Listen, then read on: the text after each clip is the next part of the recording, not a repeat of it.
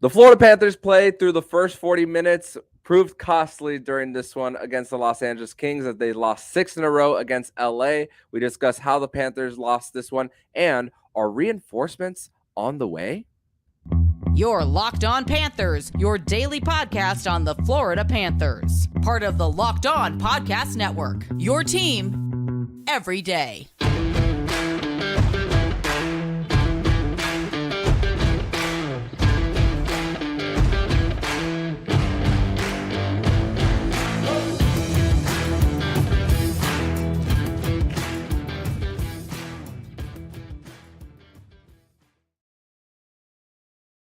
And welcome into this Friday, November 17th edition of the Locked On Florida Panthers podcast, part of the Locked On Podcast Network, where it's your team every day. Thank you for making the Locked On Florida Panthers podcast your first listen of the day. I'm Armando Velez from the Hockey News, and you can follow me on X at MondoMan12.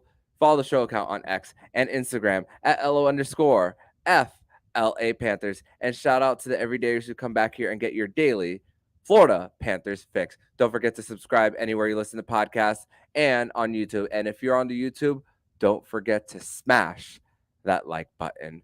And the Florida Panthers, they come out in the first 40 minutes pretty sloppy with not connecting on their passes tape to tape. Neutral zone play was a little bit of a problem, a huge problem for them as the Los Angeles Kings were not allowing much zone time and really a lot of second chances, really, as Cam Talbot gets the win for the Los Angeles Kings. 2-1, the final. The Panthers do lose Josh Mahura in this game early. He tries going for a shift in the second period, but does go down the tunnel, and we'll discuss more about what that means later on in the show. But it is a Friday edition of the Locked On Florida Panthers podcast, which means it is a Fairbanks Friday edition of the show.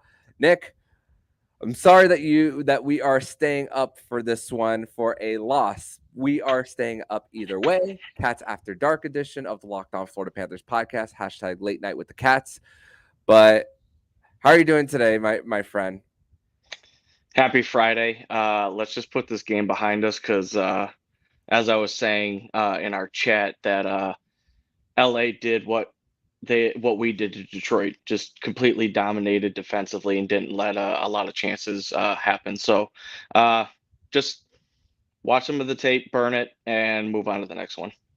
Yep, definitely. And thankfully, the Florida Panthers do have a quick turnaround coming tomorrow as they will be on the second end of a back-to-back. But we do have a game to discuss here for this one. And really, what it came down to really is the Panthers' inability to connect tape to tape on this one, especially on their breakouts.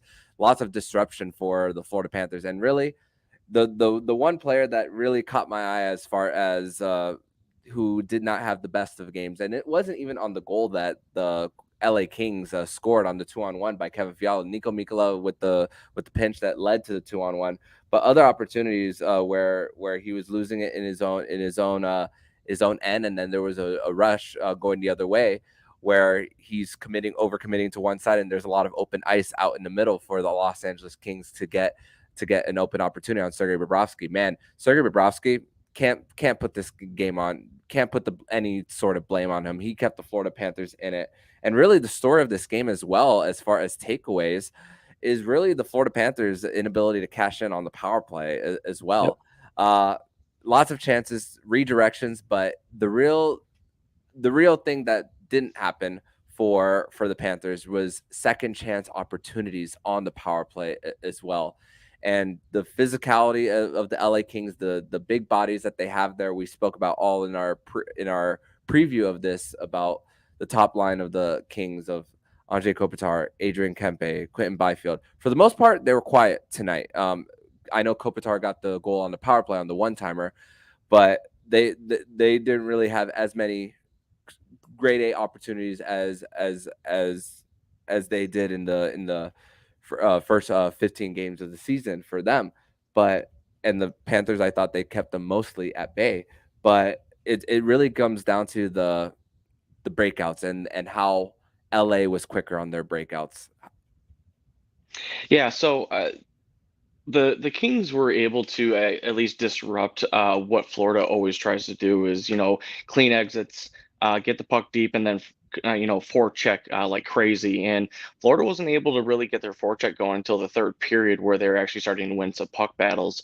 On top of that, they weren't winning faceoffs. I think at one point, LA was doubling up on the faceoffs. So when you don't have possession, or you're not able to go retrieve the puck, it's going to be very hard to even try to put yourself in a position to score. But LA did a great job. I don't think that Florida had an overall like great chance until the power play in the second period, where I feel that Matthew Tkachuk should have just shot the puck instead of trying to pass it across the ice to either Verhaeghe or Barkov. That would have been a goal for sure. But it just goes to show you that they've played well the last couple of games on the power play, but maybe they're still overthinking it and they're overpassing. So can only hope that that there might be help on the way, or that they can simplify things going into the next game against Anaheim. Yeah, and one thing we saw once again is the lines in a blender, like we saw on Tuesday night against the San Jose Sharks. The Panthers were doing that with a lead when they did that on Tuesday. This time around, you know what's in front of you, as far as the Los Angeles Kings being possibly a team that could possibly advance past the first round. Now that it doesn't look like Edmonton is going to be in their way this year, although that can change.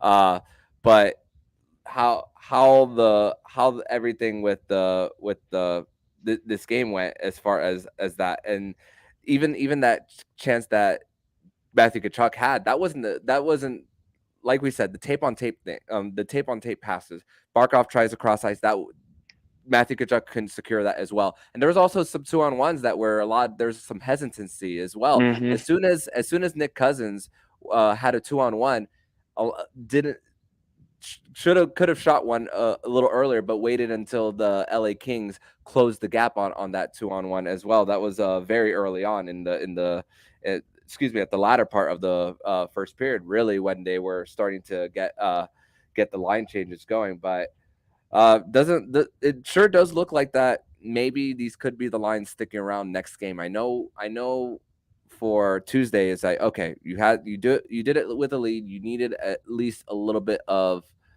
when it came to Tuesday, as far as not still being mentally there. Today was a little different, as far as going up against a playoff contender as well. They had struggled at home, and they were 1-3-3 going into the night as well. And it was a little bit of a different situation for those line changes. So I can see them sticking with those going into tomorrow against Anaheim.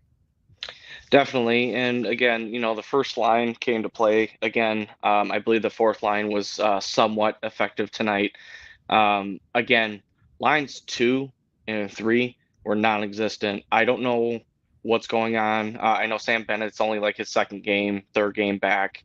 I'm going to give him a little bit more time to kind of get back into game shape. Matthew Tkachuk, while he's being appointed game player this year, you can tell he's not, really getting the bounces that he did last year. And then they're kind of bouncing around, Verhaeghe, Cousins, and even Rodriguez on that line. And I'm still trying to figure out where Anton Lundell and Eetu Luostarinen are. Luostarinen only has 2 assists this year in 15 games.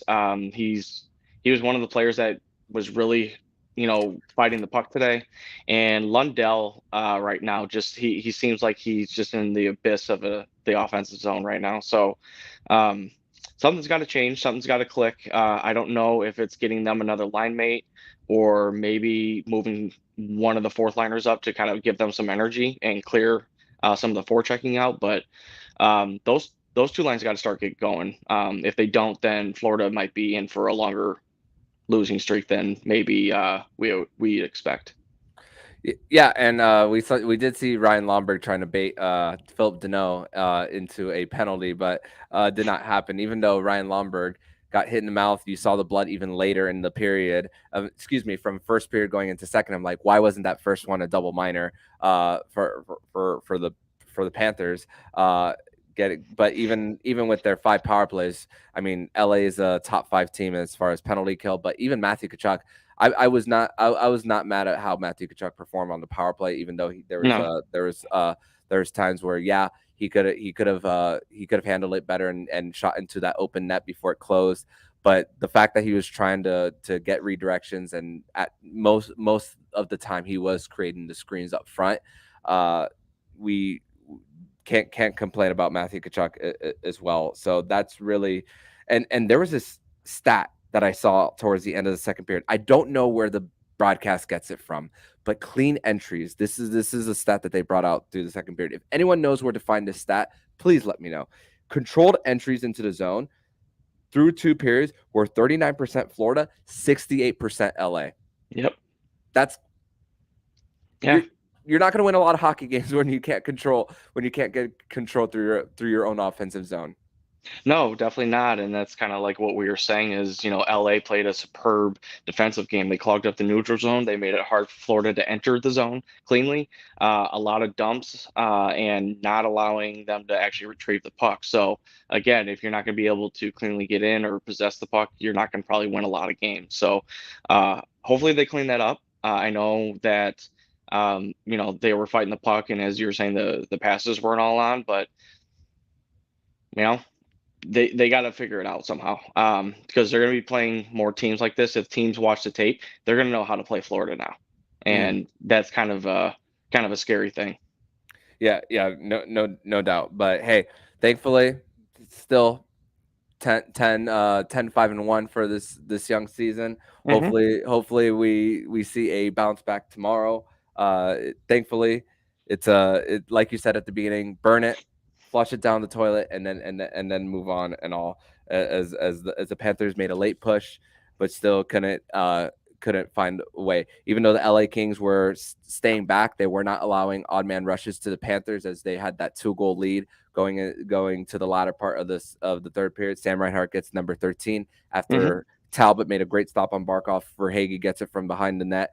Get to Reinhart for his 13th of the season. So 13 gets number 13. So that's the positive part about tonight. Sam Reinhart continues to perform well. And here's unfortunately another one, another stat. Anze Kopitar, 25 games against the Panthers, 25 points. So, the losing streak continues, unfortunately, against the Los Angeles Kings, as the Panthers have lost 6 in a row against LA. But we're going to transition over to segment number 2, where we are going to discuss when we thought this game was lost, and what we think about how with these forward lines switched up, does it make the Patrick Kane rumors even louder? We're going to discuss that and more here on the Locked On Florida Panthers podcast.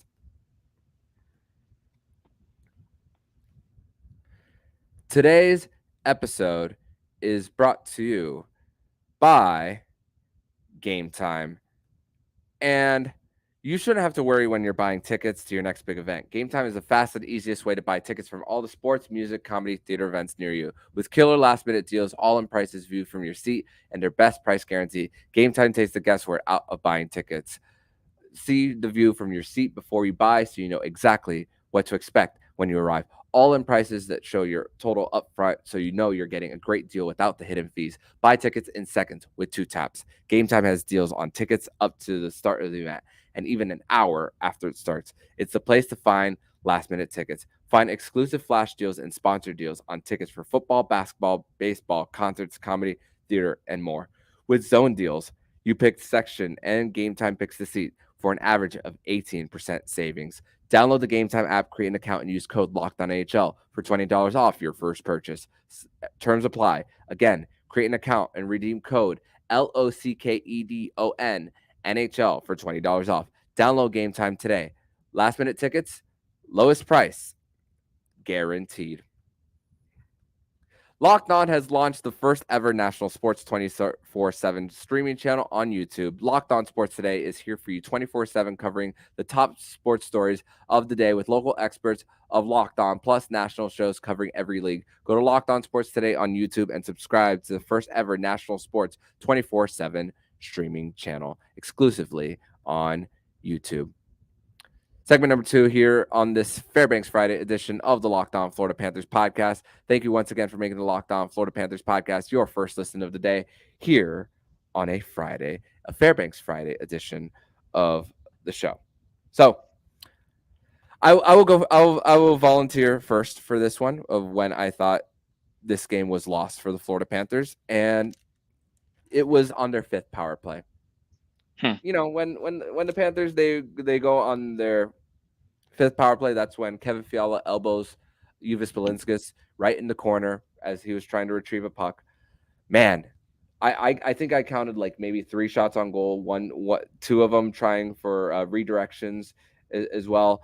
Talbot stops Lindell on a one-timer from the right circle.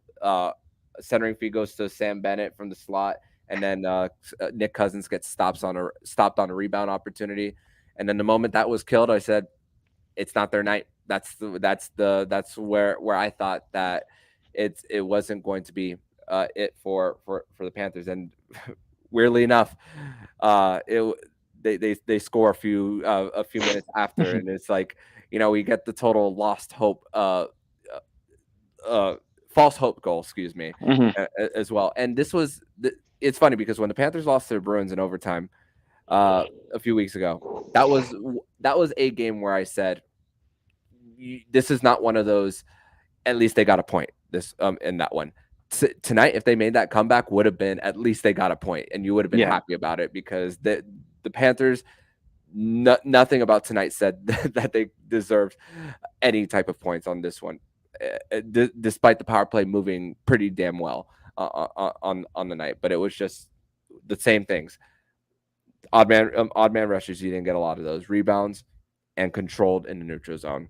When did you, my friend, think that the Panther when did you think, okay, this game is lost? It was actually the power play before, when Drew Doughty actually threw the puck out of play and got a delay of game.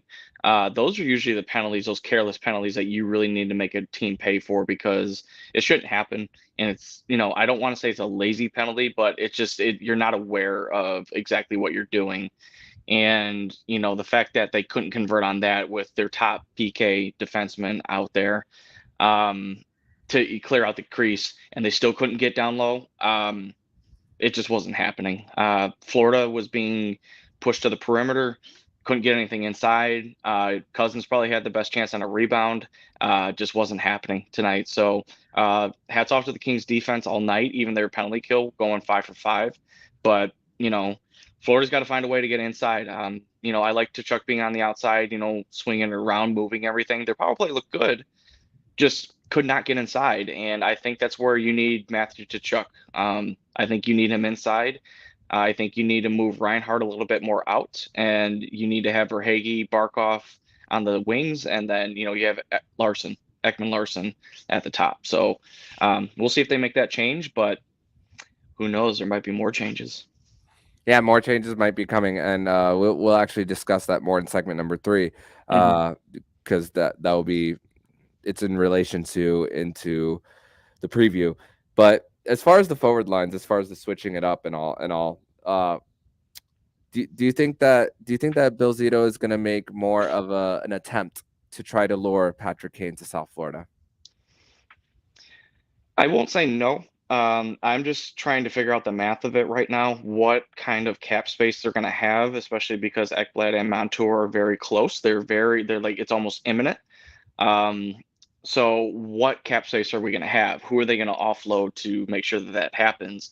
You know, unfortunately, Evan Rodriguez hasn't really worked out on the top line. I mean, I know he did pretty well for the first couple of games, but ever since then, I'm not seeing a whole lot. And, you know, you have Reinhart, who's red hot right now. Other than that, this team needs something. You know, the second line needs to get going, third line needs to get going. If Zito is able to pull Kane and put him on the top line with Barkov and Reinhart right now, and they can push maybe Verhaeghe down, not saying that he deserves it, but maybe he plays with Lundell and Luosterainen maybe. I think that might actually jumpstart that line and give more of a presence to allow Lundell and Luosterainen to actually play their game and get the puck to sorry, it's late to Verhaeghe. for some scoring opportunities. Here's an encouraging stat from Natural Stat Trick. As far as the line juggles, Evan Rodriguez, Anton Lundell, and Etulu Serena had a shot for percentage of 83.3, 10 shots to 2 at 5-on-5. So I know they weren't getting the bounces, and I know Talbot. I haven't even seen the stars of the game. I think he's first star of the game. Him or Kevin Fiala, one of the two. If I had to guess, but I'm not gonna check my phone right now as far as that. But short sample size in that little bit. But we've seen what Also, Paul Maurice is trying to get.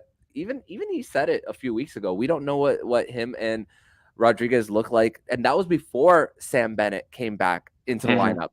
So they weren't putting Rodriguez with Lundell on that second line along with Tkachuk. So this is the opportunity also to see before things possibly get worse too for the Panthers, regardless of whether you sign Patrick Kane. So seeing this little bit of a sample size, I know Paul Maurice really digs deep into the analytics too. So that is something that could convince Paul Maurice, hey, this is something that could be switched up here for the time being as well, even without Patrick Kane and all. So and we know the comfort level of Verhaeghe and Barkov, so that we don't have to worry about. And we also know what kind of closing lineup we're going to see as far as when the Panthers are behind. I mean, at the end we saw Reinhart, Barkov, and Tkachuk together. We know we're going to see those as well for the Panthers. So this is I don't think this is the worst thing in the world for the Panthers as far as I mean, we're only 16 games in, so it's a loss like this. I mean, the Panthers won 5 straight before this, so no 0-0 panic whatsoever. No, definitely not. I mean, I think this is the time where you try to figure things out, and that's exactly what I think Paul's doing. I mean, they played San Jose and they were losing to the San Jose Sharks, which I think they won tonight 4-1 or 5-1 against St. Louis. So hats off to the Sharks kind of turning it around. But Mike Hoffman scored, Giovanni Smith scored. So whoa, yeah, former Panthers taking it to him, awesome.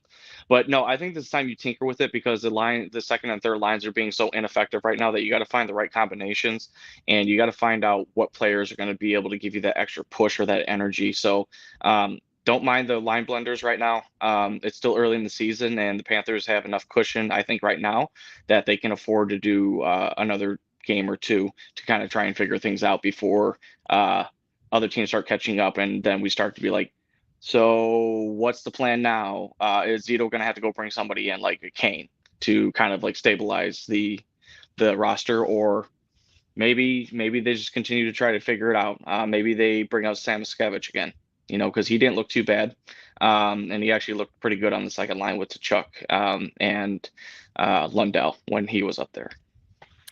Yeah, and the Checkers are currently on the West Coast, currently playing the San Diego Gulls. They play actually at the same time as the Panthers tomorrow. So, maybe, who knows? Who knows? But we're going to transition over to segment number 3, where we're going to discuss more of the possible reinforcements coming back for the Florida Panthers on Friday night as they face off against the Anaheim Ducks. And we have a little bit of news as far as the Florida Panthers in their front office getting an opportunity. We're going to discuss that and more here on the Locked On Florida Panthers podcast.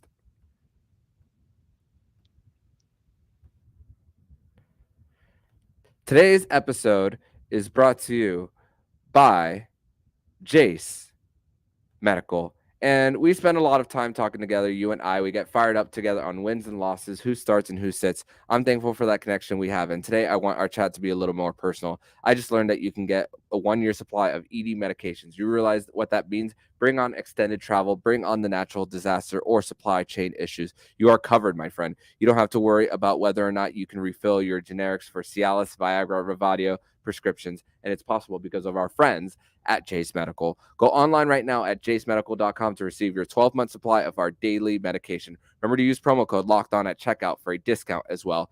A verified customer had to say this about Chase. Quote, I'm thankful for the service. Supply chain issues caused me to cut pills in half to have it. I ordered most of my daily meds with a year's supply. I also ordered an antibiotic kit, and I feel secure now. Prices are lower than local pharmacies. I highly recommend this for everyone. Close quote. If you or someone you love would get some peace of mind by having a year's supply of daily med, go to jacemedical.com to see if it's offered for you. Remember to use promo code Locked On for $20 off your first purchase. Once again, that is $20 off your purchase when you use promo code Locked On at jacemedical.com. That's JASE medical.com. Segment number 3 here on this Friday, November 17th edition of the Locked On Florida Panthers podcast. Thank you once again for making the Locked On Florida Panthers podcast your first listen of the day here on a Friday edition of the show. And before we continue on, I want to say a big congratulations to Brett Peterson, assistant GM of the Florida Panthers, who's going to be the general manager for USA Hockey at the IIHF World Championships going on in Czechia from May 10th to May 26th, coming on later in 2024. So big congratulations to Brett Peterson. Also, the Florida Panthers will be playing the Los Angeles Kings in the preseason next season from Quebec City. And the Los Angeles Kings actually won't be playing any home games during their preseason because per Eddie Garcia of Locked On Kings, this is how I found out because I actually listened to his show today. Crypto.com Arena is going through some renovations, so that's why. And I believe that the NHL actually blocked the Montreal Canadiens from playing preseason games in Quebec City. And maybe it's because they might have a lot of Habs fans and they say, oh, if they relocate another team here, they might not have as much of a fan base. So, yeah. Really? So, yeah, maybe not.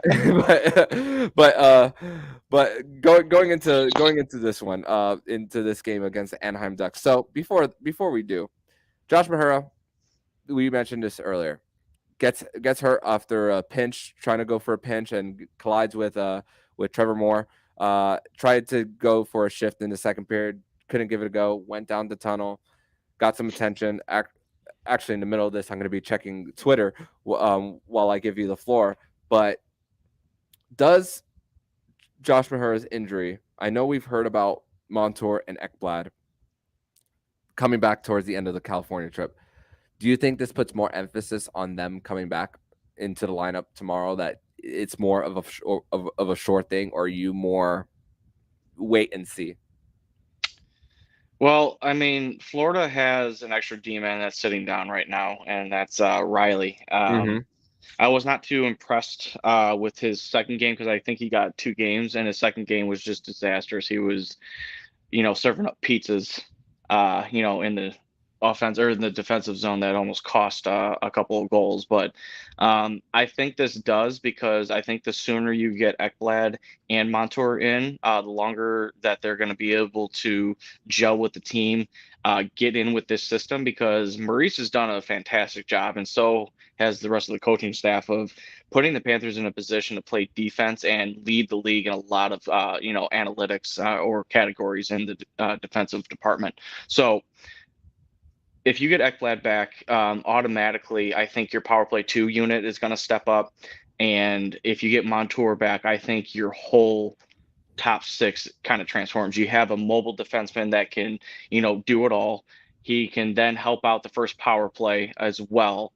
Even though Ekman Larsson's done a fantastic job. No issues there. But I think with having Montour being more of a mobile defenseman, I think he can give the Panthers an extra look and give them different angles that, maybe they could have used tonight. So, if they're healthy, ready to go, let's go. Let's do it. Let's put this team back together. Okay, in the middle of that, I checked Twitter, and Paul Maurice said that they don't believe that Mahura's injury is significant. So that is some good news. And Kobe Guy of Florida Hockey Now tweeted what Paul Maurice said. He said, quote, "We might get a couple of players back tomorrow who will excite the group." And I hate that he uses the word might. I hate it. I hate it so much. But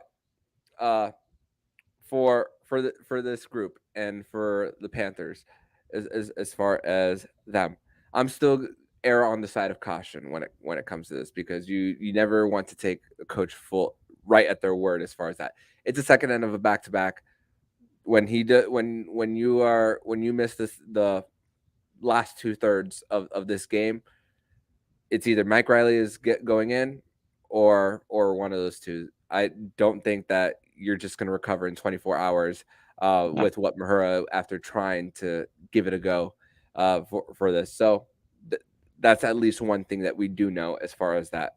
So err on the side of caution as far as me, but they do bring that different dimension as far as how Aaron Ekblad can close the gaps as well on the defensive end, especially when with how much how much of a growing pains that he especially had to go through last year.